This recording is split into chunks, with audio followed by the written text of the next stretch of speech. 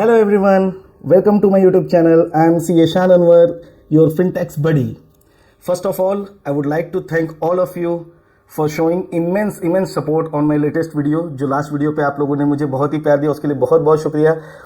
जैसा कि मैंने वादा किया था कि इनकम टैक्स और जीएसटी से रिलेटेड सारी टॉपिक्स, सारी कंप्लायंसेस की वीडियोस आती रहेंगी मेरे चैनल पे, और उसी सीरीज में आज की वीडियो है।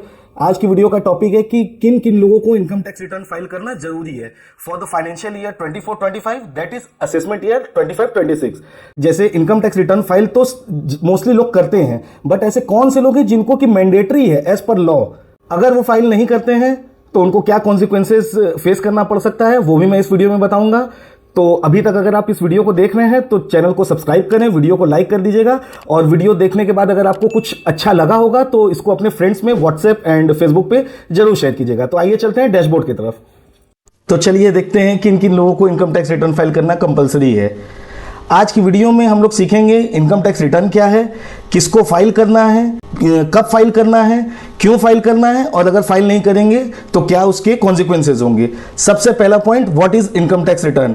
ये एक फॉर्मल स्टेटमेंट होता है जो कि एक टैक्स पेयर फाइल करता है इनकम टैक्स डिपार्टमेंट के पास, जिसमें वो अपना income, expense, tax deduction and tax payment, इसकी डिटेल वो डिपार्टमेंट को देता है। जब भी आप इनकम टैक्स रिटर्न फाइल करेंगे आपको इस तरह से एक एक्नॉलेजमेंट मिलती है आपके प्रोफेशनल से, इसी को इनकम टैक्स रिटर्न कहा जाता है। अब देखते हैं कौन से ऐसे लोग हैं जिनको कंपलसरीली आईटीआर फाइल करना है 2025 में, means financial year 24-25, assessment year 25-26। इसमें कंपनी, चाहे प्राइवेट कंपनी हो, पब्लिक लिमिटेड कंपनी हो, पार्टनरशिप फर्म इंक्लूडिंग एलएलपी, इन लोगों को आईटीआर फाइल करना मैंडेटरी है। मींस अगर इनका लॉस है, प्रॉफिट भी बहुत नॉमिनल सी है, फिर भी इनको आईटीआर फाइल करना है। अगर इनकी इनकॉर्पोरेशन हो चुकी है 31 मार्च 2025 से पहले तो इनको अपना रिटर्न फाइल करना कंपलसरी है। इनके लिए कोई एग्जेम्पशन, कोई छूट नहीं है। अब बात करते हैं कंपनी एंड पार्टनरशिप फर्म, ये तो हो गए। अब individual, HUF, trust, AOP, BOI, जो बाकी कैटेगरीज होती है जिसमें सबसे ज्यादा इंडिविजुअल्स हैं हमारे देश में जो कि टैक्स पेयर्स हैं, उनमें कौन कौन से लोग हैं जिनको कंपलसरी फाइल करना है। तो उसमें देखिए, अगर आपकी gross total income before claiming deduction and exemption, ये एग्जेम्पशन की सीरीज कौन सी है, जो section 54, 54B, 54G, 54EC, 54F, 54G and GA, जो कैपिटल गेन की एग्जेम्पशन की सीरीज है, उसको क्लेम किए बिना, और जो ATC, ATD का LIC वगैरह की छूट लेते हैं, इन सब को क्लेम किए बिना अगर आपकी gross total income basic exemption limit से ऊपर होती है तो आपको आईटीआर फाइल करना मैंडेटरी है। Now question is that what is basic exemption limit. तो अपने यहां पे दो तरह की रिजीम चलती है, पहला है ओल्ड टैक्स रिजीम, दूसरा है new tax regime. Financial year 24-25 में ओल्ड टैक्स रिजीम के लिए आपको एज वाइज क्लासिफाई करना पड़ेगा कि आप किस एज ग्रुप में आ रहे हैं, तो आपके लिए बेसिक एग्जेम्पशन लिमिट वो रहेगी। जैसे कि अगर आपकी 60 साल से कम उम्र है तो आप 2.5 लाख रुपए तक आपको ओल्ड टैक्स रिजीम में छूट है। यहां तक अगर आपकी इनकम है तो आपको रिटर्न फाइल करने की जरूरत नहीं है। मैं इनकम की बात कर रहा हूं, मैं सेल की या रिसीट की बात नहीं कर रहा हूं। इनकम मींस जितना सेल किया माइनस जो खर्च हुए, उसके बाद जो प्रॉफिट बचती है उसको इनकम कहते हैं। और अगर आप 60 to 79 ईयर्स एज के हैं तो 3 लाख तक आपकी छूट है। 80 और अबव एज के हैं तो 5 लाख तक आपको आईटीआर फाइल करने की जरूरत नहीं है। लेकिन अगर यही आप न्यू टैक्स रिजीम अगर ऑप्ट करते हैं, जो कि मोस्टली ज्यादातर लोग न्यू टैक्स रिजीम में ही अब भरेंगे, तो आपको कोई एज की क्राइटेरिया नहीं है, सब लोगों के लिए 3 लाख रुपए तक की छूट है। यानी अगर मैं क्रक्स बताऊं कि अगर आपकी सालाना इनकम 3 लाख रुपए तक है तो आपको आईटीआर फाइल करने की जरूरत नहीं है। लेकिन 3 लाख रुपए से अगर 1 रुपए भी एक्स्ट्रा अगर आपकी इनकम है तो आपको आईटीआर फाइल करना कंपलसरी है। यहां पर एक मिथ की भी मैं बात करना चाहूंगा। बहुत से लोग को यह कंफ्यूजन रहता है कि filing income tax return means you have to pay tax also, but it is not like that. Income tax return separate thing है, टैक्स पे करना सेपरेट थिंग है। जब अगर आपके ऊपर टैक्स की लाइबिलिटी आएगी तो आपको टैक्स जमा करना है, अदरवाइज आपको एक फॉर्मल इनकम टैक्स रिटर्न, मतलब सरकार को अपना इनकम का, एक्सपेंस का एक डिटेल ही देना है, वहां पे किसी तरह की टैक्स की कोई बात नहीं आएगी। उसके बाद अगर आप बेनिफिशियल ओनर हैं of any asset located outside India including financial interest in any entity located outside India, तो ITR फाइलिंग कंपलसरी है। अब इसको एक एग्जांपल से समझते हैं। जैसे सपोज कीजिए आपके पास बुर्ज खलीफा में फ्लैट है और आप उसके ओनर हैं उस फ्लैट के, तो आपके पास फिर आपको 3 लाख की लिमिट नहीं देखनी है। फिर अगर आपके पास 2 लाख, 1 लाख या कुछ भी इनकम नहीं है, आपको आईटीआर फाइल करना कंपलसरी है। ठीक है। उसके बाद अगर किसी फॉरेन कंपनी के शेयर आपके पास हैं, ये मैं एग्जांपल बता रहा हूं, फॉरेन कंपनी के शेयर्स जैसे माइक्रोसॉफ्ट के शेयर्स या फेसबुक के शेयर अगर आपके पास हैं तो आपको आईटीआर फाइल करना कंपलसरी है। उसके बाद अगर आपने किसी फॉरेन एंटिटी के साथ पार्टनरशिप किया है, फॉरेन की पार्टनरशिप फर्म में आप पार्टनर हैं, तो आईटीआर फाइल करना कंपलसरी है। फोर्थ, अगर आपके पास साइनिंग अथॉरिटी है in any account outside India. इसका सबसे बेस्ट एग्जांपल है कि अगर आपके पास स्विस बैंक में अकाउंट है तो आपको रिटर्न फाइल करना कंपलसरी है। या फिर अगर आप बेनिफिशियरी हैं of any asset located outside India including financial interest in any entity located outside India.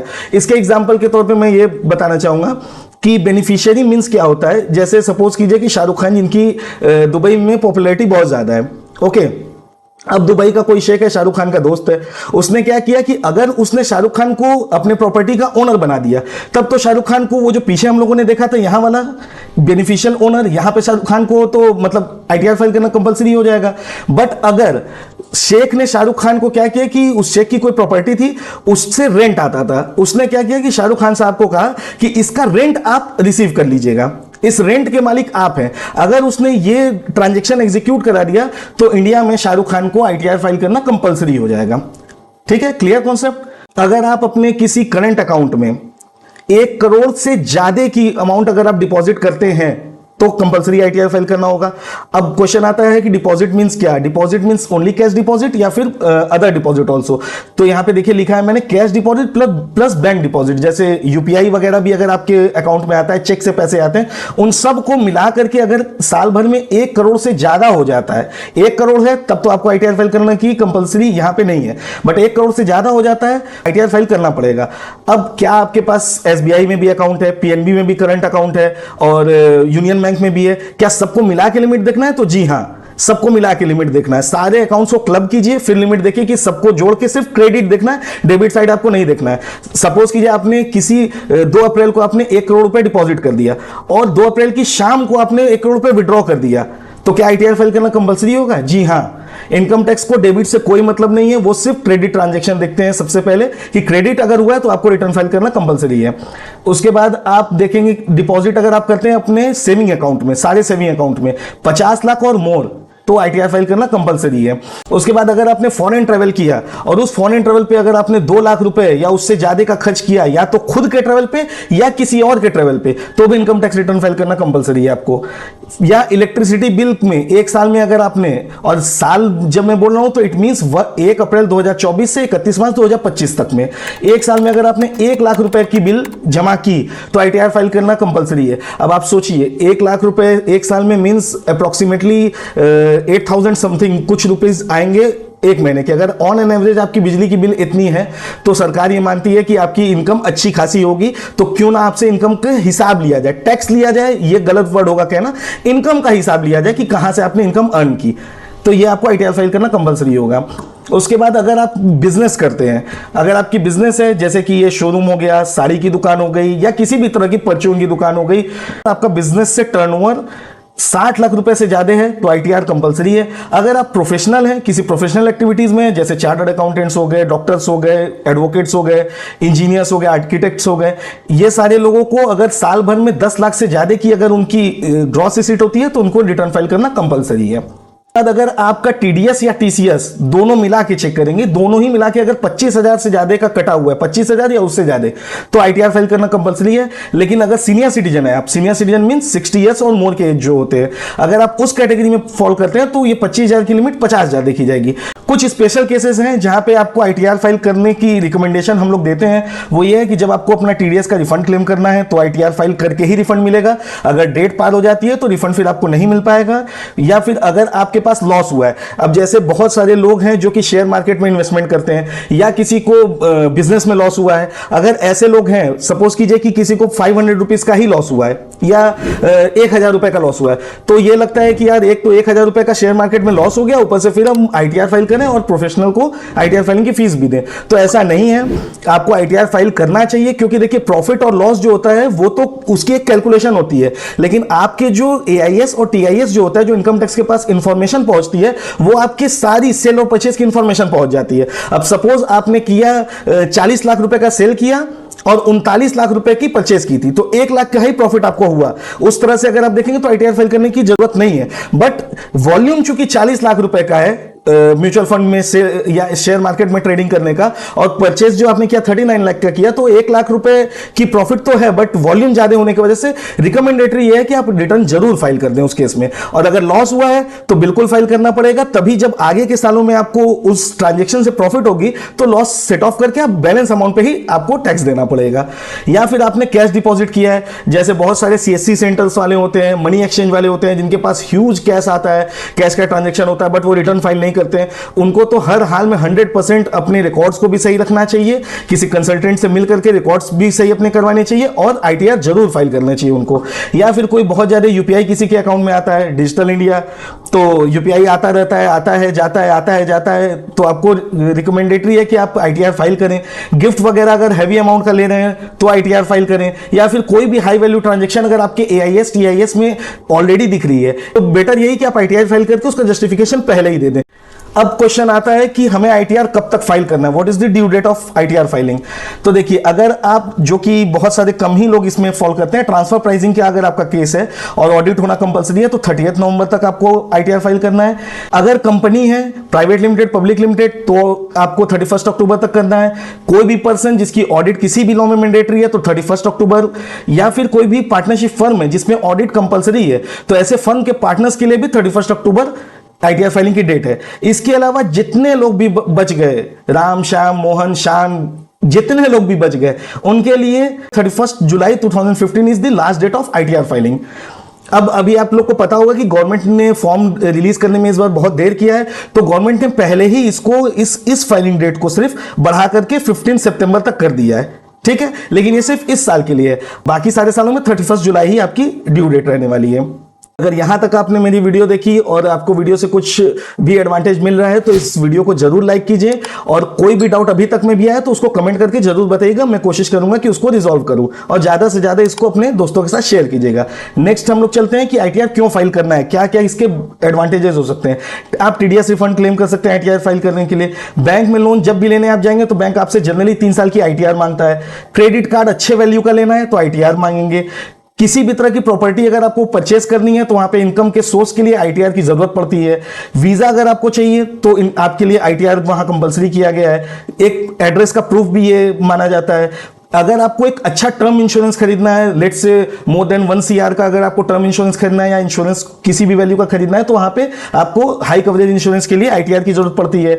अगर आपको पेनाल्टी से बचना है या फिर जो प्रोसिक्यूशंस होते हैं, पनिशमेंट्स होते हैं, उनसे बचना है तो आईटीआर फाइल कर देना आपको चाहिए। अगर आप आईटीआर फाइल नहीं करते हैं तो उसका क्या क्या नुकसान आपको उठाना पड़ सकता है वो देखते हैं। सबसे पहले तो अगर कोई टैक्स की लायबिलिटी अगर आती है तो आपको 1% पर मंथ और पार्ट ऑफ द मंथ के हिसाब से इंटरेस्ट आपके ऊपर लागू हो जाएगा, वो आपको देना पड़ जाएगा। फिर 5,000 तक की लेट फी, यहां लेट फी लगा है तो यहां बहुत से लोग ये मत सोच लीजिए कि सीए साहब को लेट फी देना पड़ेगा, ये लेट फी गवर्नमेंट लेती है, तो 5,000 तक की लेट फी आपको गवर्नमेंट को देना पड़ जाएगा। लॉस को आप कैरी फॉरवर्ड कभी नहीं कर पाएंगे।